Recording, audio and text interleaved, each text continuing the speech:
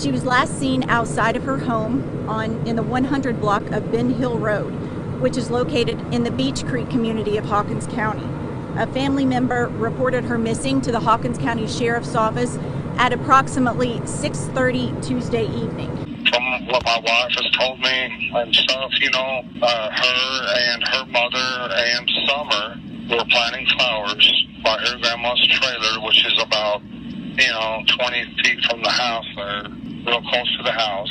Summer all of a sudden said, "Mom, I want to go in the house." So she said, "Fine." And her brothers were in there watching YouTube. And so she watched her walk in the door and went in there. And then she went in there and her brother said that she was going to go downstairs and play with her toys. So she went downstairs and then Mom come in and says, "Where's Summer?" Well, she's downstairs playing with her toys. And they hollered for her and there was no answer. So she went down the stairs and she was nowhere to be found. She went out the basement door. The door was unlocked, but she's never left the area. She might be on the other side of the house, because I went out there before and called for her. She come out from behind the house because she just has to be outside. She's an outside type of person, We have spoken with her a couple of times. I reported something that she told our crews this morning as well. She said that she went inside to do something, came back out, checked on Summer a couple minutes later, and next thing you know, she was gone.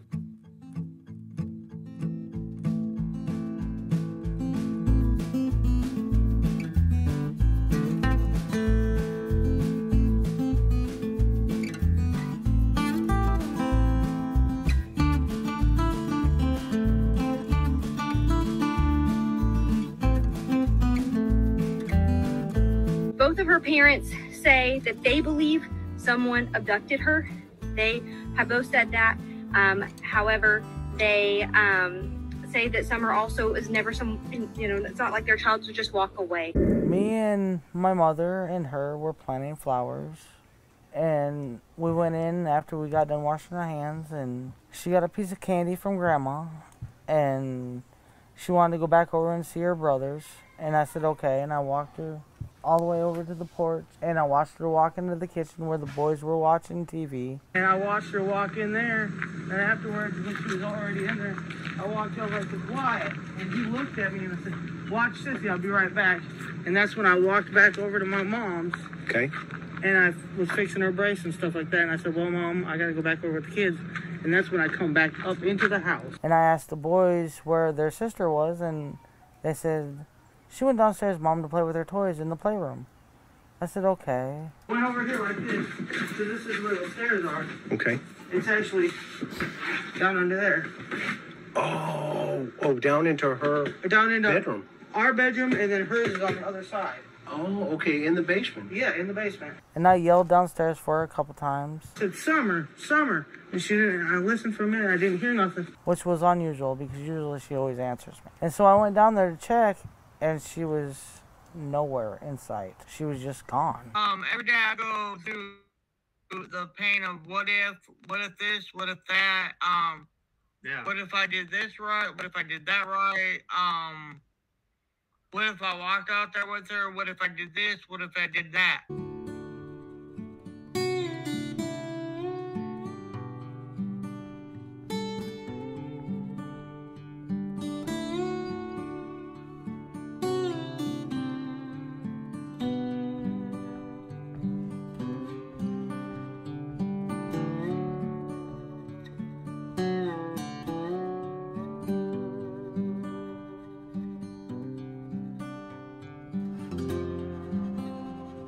After we brought my groceries in for me, and the boys helped with that, and of course Summer. And I laid down and went to sleep, and I got up and I was sitting in my doorway, and we come out, and Candace asked me what I was doing. I said, well, we got to transplant these little cactuses into bigger pots. And we did that, and then Summer come in and had a piece of peppermint, which is her favorite, and then she went in. She said, Mama, I want to go play with the boys. Candy walked her back to the house, and she asked the boys to keep an eye on her, and that's the last time I seen her. And that's her little swing right there off that tree. She loved to play right there in that yard. That was her favorite spot to be. So whoever took her had to actually come up into the yard and take her. And I don't understand because, like, my neighbor heard her scream, but I didn't hear her scream because I was in the house with the boys trying to find her. And I guess when my neighbor heard her scream, I was actually in the house and the TV was going, so I didn't even hear the scream. So, somewhere between 4:30 and 4:42, the children and I were sitting there being pretty loud, laughing, carrying on. I mean, and when I say loud, we're pretty loud. However, the cabin was quiet, TV running, no air, no fans. And this scream happens. This noise I originally tried to dismiss as, but it was so different and so wrong. We were waiting for Andy to get there. That's what she told me. I believe on the phone at 6:09, I'm going around the top curve roadway to start the descent down. And what time was that? Oh, gosh. Around the I'm not even 4:30 sure, hour? Benny, right now. Okay. Around 4:30, yeah, about 4:30, 5 o'clock. And I hear a Suburban. I hear it. I don't hear it, I don't think, go down, but I did hear it go up. And it is hitting hard, right? A little harder than usual. I thought it was 5:30, but the 911 call says 6:30, 6:26 is when the first call come in. And that could have well be. Sometimes I work till sunset, you know. Being around 110, 110 Ben Hill Road off of Beach Creek should be the first residence on your right. Reference to a missing 4-year-old. The parents have called in and advised that the mother had went for a walk, came home, now they can't find her. They've been yelling for her. She's been gone for about 10 minutes now. So you can't do that, but it just, you know, we'd always find it open a lot of times and stuff. And so we tried to control that, but to know, you know, they couldn't control it 100% of the time. Dawn Wells tells me Summer was last seen going to the basement to play with her toys. Her 3 older brothers upstairs. Siblings telling authorities that they saw her walk out the back door of their home last night. We don't know if someone was waiting in the basement. Siblings telling authorities that they saw her walk out the back door of their home. Or if she come outside here and went to the swing. All we know is she went down the basement. Wells says he believes someone was lurking at the top of a dog trail, just feet away from the basement door. He says the predator somehow managed to snatch Summer, then raced down the steep hill as she struggled. I guess you guys want to walk around through here? The trail was not an easy walk. To get down the rugged hill, Wells and I had to hold on to trees. I struggled not to trip or even fall on tree roots. And you can slide a little bit. So the dogs kind of came down this trail here? Yeah. It's pretty steep. Yeah. I didn't know the dogs even had a trail down through here until the police dogs followed it all the way to the road. Will says he overheard authorities say search dogs followed Summer's scent down the trail to the road before losing it. He painted a vivid picture of a kidnapping, telling me a neighbor likely heard Summer scream.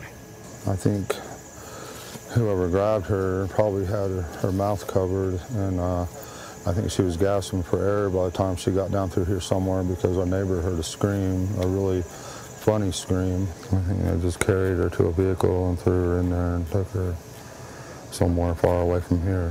Hawkins County Sheriff Ronnie Lawson has not publicly commented on specifics of the case until now. I asked Sheriff Lawson about Wells' claims. Did dogs follow Summer's scent down the trail to the main road? The sheriff says yes. The dogs had a pretty good trail, a track for a little while, but then it disappeared. But they lost scent when they come to the road. And sometimes canines, they will lose the scent when it changes different type, where they maybe went from the gravel to the pavement. And did a neighbor hear a scream? Best I recall, it's been a couple months ago, I think that was unfounded. Wells tells me the family home on Ben Hill Road is surrounded by drug dealers and buyers. You get all kinds, you know, with the drug trade, and we've seen quite a bit of stuff surrounding the meth thing. We parked in our neighbors caught them parked at our road and our driveway in the middle of the night or early in the morning and stuff like that, and run them off, and they get mad and they raise Cain, and we've had quite a bit of problems. But Sheriff Lawson tells me Wells lives on a quiet street. I've heard rumors of, there is maybe a drug dealer on that road, but it's just like anywhere. Ben Hill Road is no different than any other roads in Hawkins, Sullivan, or any other county, as far as even Knox County. We all have drug problems, but no, that's not that problem. That's not correct either. It's not like a hot spot. No, it's not a hot spot. And it's a dead-end road, so there's very little traffic, if any. I can tell you the grid pattern that I seen from the incident command from inside and the mapping that they were doing and where they were sending us is that everything in and around that house I would have to say probably a 2-mile radius around that house was saturated. So okay. I mean, then there was the thought that on that Saturday night that I got into town, which would have been 4 days after she went missing, is that somebody said that they found a footprint. Now, I don't know the truth about that, but they had TBI, FBI. They had some of the locals there late at night. I got into town about 11 o'clock, and they were still searching until about 1, 2 o'clock in the morning, from what I understand, because they went under the assumption is that, oh hell, maybe if she was abducted, they're seeing all of this go down. They dropped her back off near the woods, and that she was now walking the woods by herself. So then they set up this good perimeter around there and just kind of worked our way more towards the house to create that funnel effect. Okay. And we followed creeks. There wasn't a damn stone unturned. I can't imagine. It sounds like the initial search was concentrated close to the home, I guess with the belief that either she had wandered off or she was somewhere close. That's basically what you're telling me. I mean, if we analyze what you just said. Right. Anyone to get a hold of my heart like she has, because I try to guard my heart as much as I can, but she holds my heart in her little hands, and I love her with all my heart. I'd do anything to have her back. Little girl. If there's any way, if you can find it in your heart, to please release her somehow. I don't know how you might do that. I mean, 'cause you're probably scared of going to prison for the rest of your life and everything else, I'm sure. But please find it in your heart, have mercy, and find a way of letting her go, and where we can get her back. And just please have mercy on her, and and us and her brothers. And she's such a loving, good spirit. Please don't hurt her. Please let her come home.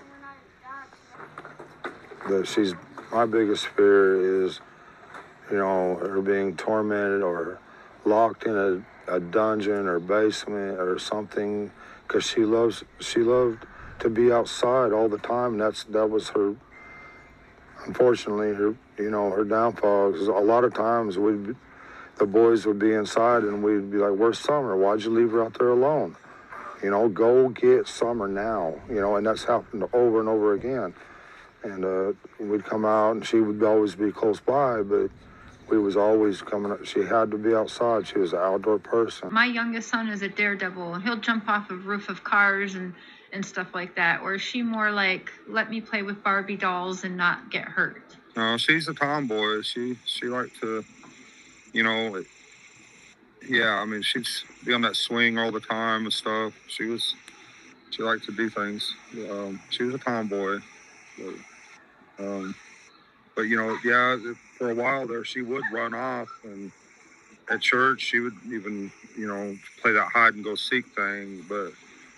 So that's why we was trying to teach her not to run off, because of, we got bears and all kind of stuff going on up here. We just didn't realize how bad it was up here, though. When I called Candace, and she said she was still waiting on a prescription or something at the lake with the kids and all, and I thought, well, hell, I might as well work late. I got this big house. I got to get something done anyway.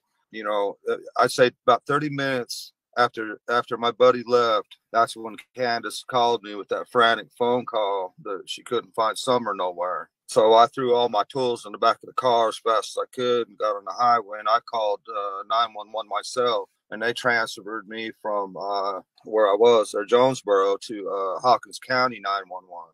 And I rushed home as fast as I could, and I kept hoping that I'd get that call that said, "Oh, we found her," but we never did get that call. Do you have any idea where Summer might be? Do you have any idea at all what happened to her? In my personal opinion, they had to have thrown her in a car and gotten out of the area fast and got clean away before any law enforcement started showing up. They had to have got her out of the area fast. I mean, because we had law enforcement, in that area. I knew she was gone. I knew somebody had to have taken her out of the area. I knew that right away. I tried telling law enforcement that because I know she wouldn't just wander off. I know that. I trained my kids. I wanted them to be, not something like this ever happened. Don and Candace are both liars. Don Wells made the statement that he taught his children not to leave his property, and that's a crock of bull because we've been in and out there many times, had to stop in the middle of the road so they could get out of the road where they've been playing in the road. And that includes Summer, when we've seen her before she went missing. I don't go on walks around here or runs because I'm scared of the bears and snakes and even the coyotes that are around here. Well, whoever has my daughter, I pray and hope that they have not harmed her and they bring her back to us safe and sound. You realize Summer is somewhere that she's probably doesn't want to be, probably locked up or being, hurt in some way. And we're there on that beautiful beach, and our daughter is who knows where.